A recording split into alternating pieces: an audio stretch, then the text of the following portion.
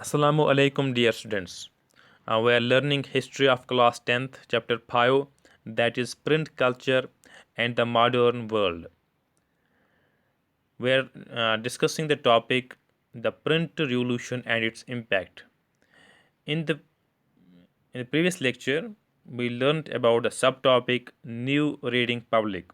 Today we will learn about the religious debates and the fear of print. मजहबी बहस और print के मुतलिक जो डर था इसके मुतलिक आज हम पढ़ेंगे।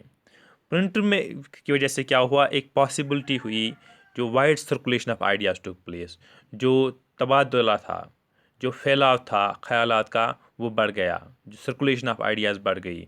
और हम कहते हैं कि एक नई दुनिया जिसमें बहस मुबहस का एक स्कोप बढ़ गया, वो हम देखते हैं। और जो लोग डिसएग्री करते थे अथॉरिटीज़ के साथ, हाकिमीन के साथ, वो भी अब प्रिंट के ज़रिए से अपने ख़यालात का इज़हार कर पाते। अपनी प्रिंट के ज़रिए से वो अब मैसेज दे पाते, लोगों को मनवाते, जो उनकी सोच थी, जो उनकी मुख्तलिफ सोच थी, उनकी तरफ उनको मनवाते और उन पर फिर काम करने के लिए राग़िब करते, अमल करने के लिए राग़िब करते। इस तरह से जो मुख्तलिफ स्फीयर है ज़िंदगी के, उसमें काफ़ी अहम तब्दीली आई। इसके इतना ही नहीं, जो प्रिंटेड बुक्स थे उनको वेलकम किया गया। ऐसी बात नहीं है, कुछ लोगों के दरमियान इसकी वजह से एक डर का समा पैदा हुआ, डर पैदा हुआ, और लोगों के अंदर खदशा पैदा हुआ कि अगर ईज़ियर एक्सेस होगी प्रिंटेड बुक्स की, जो प्रिंटेड वर्ड होगा, अगर ये आसानी के साथ या इसकी ज़्यादा फैलाव होगा, सर्कुलेशन होगी, तो लोगों के जो दिमाग है, लोगों के जो माइंड से, वो तब्दील हो जाएंगे। और ये डर था कि उनका फिर कंट्रोल नहीं रहेगा। जो प्रिंट में उसमें जो जो सर्कश लोग हैं, जो जो रेबलियस लोग हैं, जो रिलीजियस है, जो मज़हब से दूर हैं या जो गैर मज़हबी है, तो उनके ख़यालात ज़्यादा बढ़ेंगे। और जो सो कॉल्ड जो वैल्यूएबल लिटरेचर, जो कीमती लिटरेचर था, जो मज़हबी लिटरेचर जिसे हम कहेंगे सेक्युलर लिटरेचर, वो ख़त्म हो जाएगा, वो डिस्ट्रॉय हो जाएगा। और इस तरह से जो जो मज़हबी अथॉरिटीज़ थी, और जो मोनार्क्स थे, जो बादशाह थे, और इसके साथ जो जो मुख्तलिफ राइटर्स थे, आर्टिस्ट्स थे, तो इनमें एक एंग्जाइटी पैदा हुई कि वो जो क्रिटिसिज्म था, वो लेना नहीं चाहते थे। वो नहीं चाहते कि जो जो नया जो प्रिंट लिटरेचर है, वो लोगों तक ज़्यादा से ज़्यादा सर्कुलेट हो। फाइन।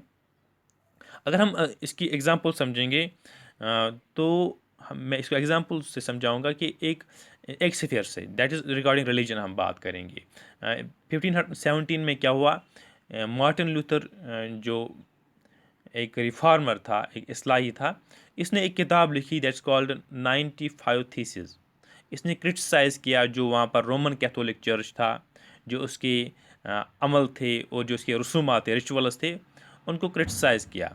इसने एक प्रिंटेड कापी जो पोस्ट की गई, जो वहाँ पर एक चर्च था, उसकी डोर पर, दैट्स कॉल्ड विटनबर्ग चर्च, तो उसकी डोर पर उसकी एक कॉपी को लगाया, और इसने चैलेंज किया जो आइडियाज़ थे चर्च के, वो उसको चैलेंज किया। वो he want to debate with them, वो चाहता था कि उनके साथ डिबेट हो, डिस्कशन हो। और जो मार्टिन लूथर की जो राइटिंग्स थे, इनके ये काफ़ी ज़्यादा नंबर में आप प्रोड्यूस करने लगी, और ये पढ़ी जाने लगी।